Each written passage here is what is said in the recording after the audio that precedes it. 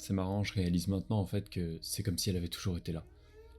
Une cinquantaine de mètres carrés composent mon appart et elle semble prise en ces lieux. Je connais pas son nom, la fille, elle, c'est comme ça que je l'appelle.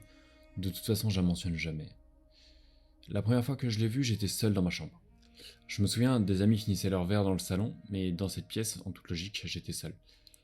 J'étais célibataire depuis quelques semaines, j'allais pas très bien, mais cette soirée-là, en théorie, n'était pas triste. Je rentrais dans cette pièce sans lumière pour aller chercher mon pull afin d'accompagner mes amis fumer en bas de mon immeuble. Certains devaient même en profiter pour partir se coucher, je me souviens, ils n'étaient pas tous, contrairement à moi, seuls chez eux à longueur de journée. Certains avaient une vie.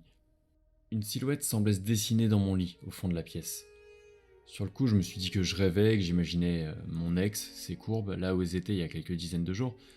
Mais non, c'était pas un rêve. La silhouette se tourna très doucement et me fit faire tomber mon sweatshirt. Elle me fixa dans les yeux. Son regard était un mélange subtil entre mélancolie et vide complet. J'étais figé. Ce que cette jeune femme hors de la réalité était, je le ressentais. Elle se leva comme une ombre et elle s'approcha. Sans un mot ni un bruit, elle était que visuelle.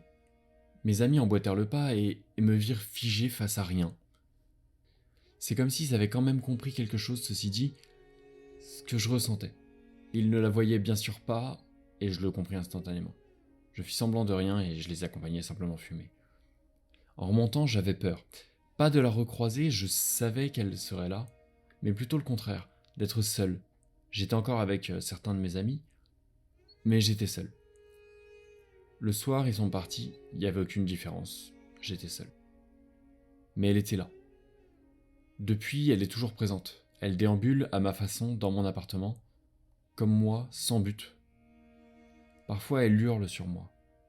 Ses cheveux et sa tenue des plus noirs, son visage des plus blancs, ses yeux des plus grands. Elle me terrifie, mais elle est chez moi, et chez moi, c'est elle. Je crois que je commence à comprendre qui elle est.